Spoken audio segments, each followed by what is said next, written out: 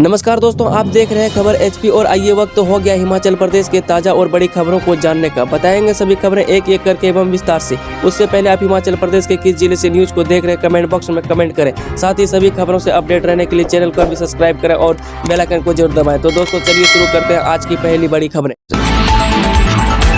मान्यता प्राप्त संस्थानों से 2 वर्ष का कोर्स करने वाले होंगे पात्र, नहीं चलेगा 1 साल का कोर्स। जिन संस्थानों से 2 वर्ष का डिप्लोमा ही मान्य होगा, वह राष्ट्रीय अध्यापक शिक्षा परिषद यानी कि एनसीटीई ने 1 वर्ष के कोर्स को मंजूरी देने से इनकार किया है। वही बता दें कि प्रदेश में प्री प्राइमरी स्कूलों में करीब 4000 एनटीटी शिक्षकों की भर्ती आगामी दिनों में होनी है, वह जो बीते 3 वर्षों से लंबित पड़ी है। वहीं इस भर्ती प्रक्रिया को शुरू करने के लिए बीते दिनों समग्र शिक्षा विभाग ने उच्च अधिकारियों ने दिल्ली में एनसीटीई से भी चर्चा की थी। इसके बाद शिक्षा मंत्री ठाकुर को प्रोजेक्ट रिपोर्ट सौंपी थी।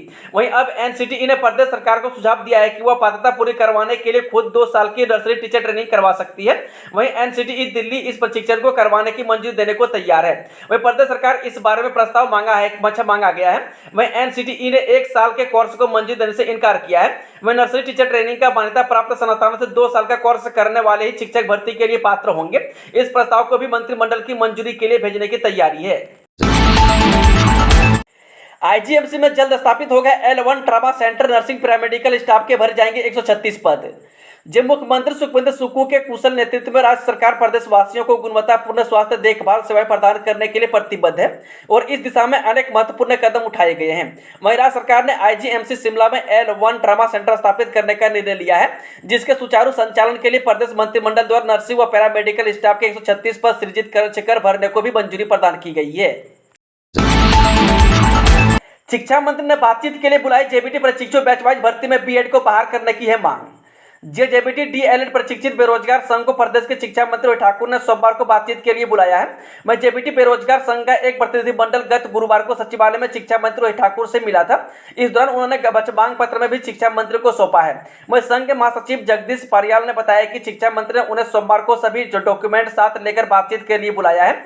इसके बाद ही उनकी मांगों को लेकर अगला आदेश शिक्षा विभाग द्वारा जारी कर सकता है। वही गौर हो कि जेबीटी प्रशिक्षु बेरोजगार संघ बीते समय से जेबीटी बैचवाइज भर्ती में बीएड को बहाल कर उन्हें मौका देने की मांग कर रहा है, लेकिन विभाग में अब तक जेबीटी के पदों पर बीएड को भर्ती किया जा रहा है। जल्द सुलझाएंगे प्रदेश के एचआरसी पेंशनर्स की दिक्कतें। रोहन चंद ठाकुर ने पेंशनरों के साथ की बैठक।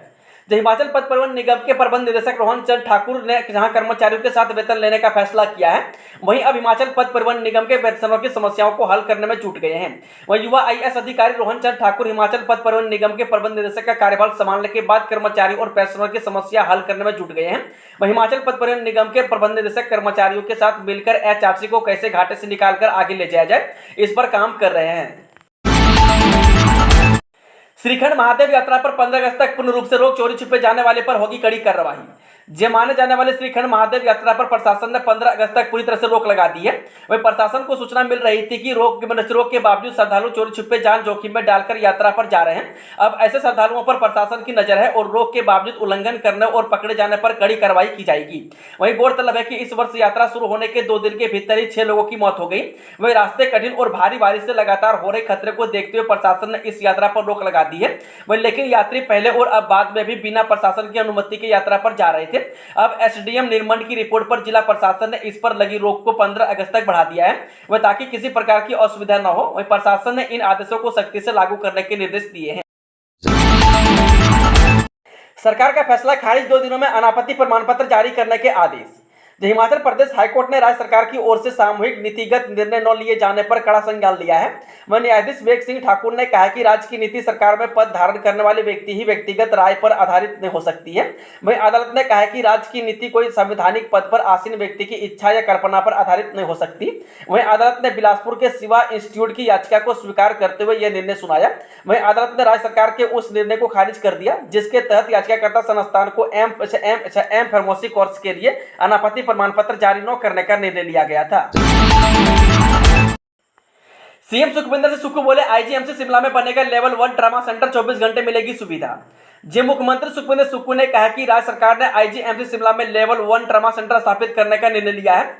यह ट्रामा सेंटर 24 घंटे कार्यशील रहेगा और इसमें सभी संबंधित 6 विभाग neuro surgery, radiology, plastic surgery, anaesthesia, orthopaedics और जनरल सर्जरी 3 शिफ्ट में संचालित होंगे।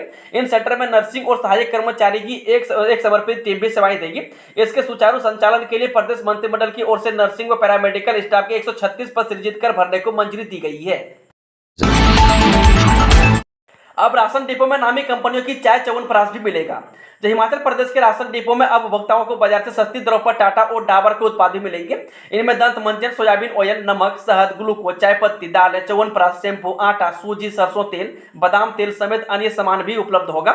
इससे लोगों को राहत मिलेगी। इसके लिए टाटा और डाबर दोनों ही कंपनियों ने सरकार के साथ करार कर दिया है। चंडीगढ़ बनाली फोरलेन का कुछ नहीं बिगाड़ पाएगी बाढ़, अब नए डिजाइन में होगा निर्माण। जो उद्घाटन से पहले ही ब्यास नदी की बाढ़ की चपेट में आने से तबाह होने वाले चंडीगढ़ बनाली फोरलेन का निर्माण अब कुछ ही इस तरह किया जाएगा कि नदी के पानी सड़क तक पहुंच जाए तो उसका कुछ असर न पड़े। इसके लिए फोरलेन को अब एक नए डिजाइन में बनाया जाएगा।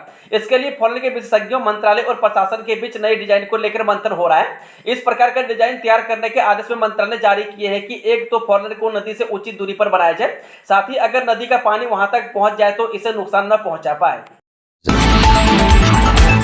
शिमला से धर्मशाला के लिए अब हर रोज फ्लाइट, सीएम के आदेश पर नागरिक उड्डयन विभाग ने शुरू की सेवाएं। अब शिमला के धर्मशाला जाने के लिए यात्रियों को 3 दिन इंतजार नहीं करना होगा।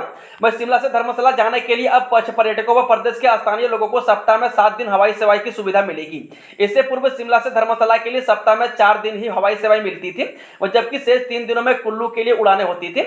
अब इसे नियमित कर दिया गया है। वहीं प्रदेश के मुख्यमंत्री सुखविंदर सुक्खू के आदेशों के बाद पर्यटन एवं नागरिक उड्डयन विभाग ने 10 जुलाई से धर्मशाला के लिए पूरे सप्ताह हवाई सेवाएं शुरुआत कर दी है। भाजपा की नई राष्ट्रीय कार्यकारिणी में हिमाचल का एक भी नेता शामिल नहीं, पंजाब को मिल गई जगह। जो भारतीय जनता पार्टी यानी कि भाजपा ने पार्टी का बहुप्रतीक्षित सांगठनिक पुनर्गठन करते हुए राष्ट्रीय कार्यकारिणी के नई केंद्रीय पदाधिकारियों की आज घोषणा कर दी, जिनमें 9 महिलाएं एवं 2 मुस्लिम शामिल हैं। वहीं नई टीम में हिमाचल के किसी भी नेता का नाम शामिल नहीं है, यानी कि हिमाचल को इसमें की जगह नहीं मिली है। वहीं राज्यभर बात करें तो छत्तीसगढ़ से 3, राजस्थान से 3, मध्य प्रदेश से 3, उत्तराखंड से 1, झारखंड से 2, बिहार, दिल्ली, केरल, तेलंगाना और पंजाब से 2, असम, उड़ीसा और नागालैंड से एक नेता को कार्यकारिणी में जगह दी गई है, जबकि सबसे ज्यादा उत्तर प्रदेश से 7 नेताओं को नई टीम में स्थान मिला है। हर बार परफॉर्म करता है इसरो का यह घोड़ा, पीएसएलवी C56 मिशन के लिए उल्टी गिनती शुरू। जो भारतीय अंतरिक्ष अनुसंधान संगठन इसरो के श्रीहरिकोटा अंतरिक्ष स्टेशन से रविवार को पीएसएलवी C56 से 600 यात्रियों के साथ सिंगापुर के DSSAR विशेषज्ञ वाणिज्यिक उपग्रह को प्रक्षेपित किए जाने के शनिवार से उल्टी गिनती शुरू हुई है। वह 44.4 मीटर लंबा 4 चरण वाला वाहन पीएसएलवी C56 से 228 टन भार के साथ रविवार सुबह 6:30 बजे सार रेंज के प्रथम लॉन्च पैड से उड़ान भरेगा।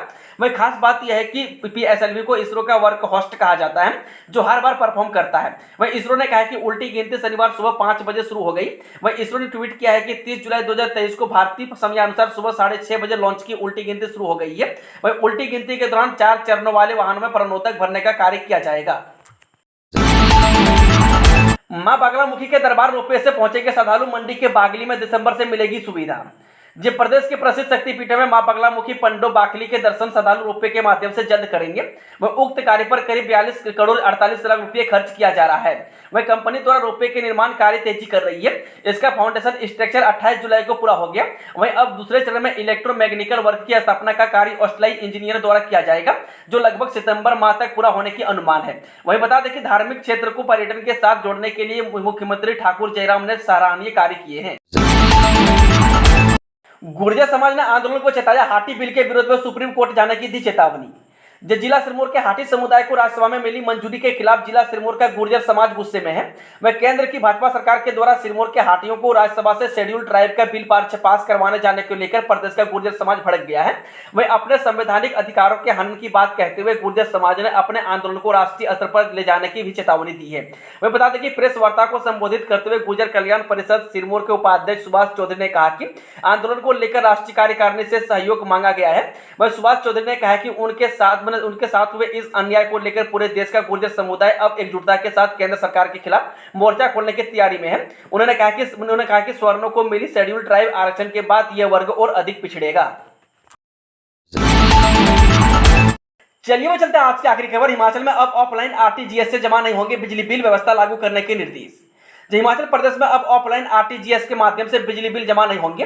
वही बिजली बोर्ड प्रबंधन ने फील्ड कार्यालयों को नवंबर 2019 में हुई शुरू व्यवस्था को सख्ती से लागू करने के निर्देश जारी किए हैं। वही बता दें कि ऑफलाइन आरटीजीएस और एनईएफटी से जमा होने वाले बिजली बिल ही अब प्रदेश में मान्य होंगे। हालांकि आम उपभोक्ता काउंटर पर जाकर पहले की तरह बिल जमा करवा सकेंगे। वही बिजली बोर्ड प्रबंधन ने बताया कि ऑफलाइन आरटीजीएस के माध्यम से बिल जमा करवाने की व्यवस्था 22 नवंबर 2019 में बंद कर दी गई थी। दोस्तों, आज की खबरों का सिलसिला समाप्त होता है। अगर जानकारी पसंद आए तो वीडियो को लाइक, शेयर, चैनल को सब्सक्राइब जरूर करें और कमेंट बॉक्स में कमेंट करके बताएं कि आप न्यूज को किस जिला पंचायत से देख रहे हैं। Thank you, all the best, जय हिंद, जय हिमाचल।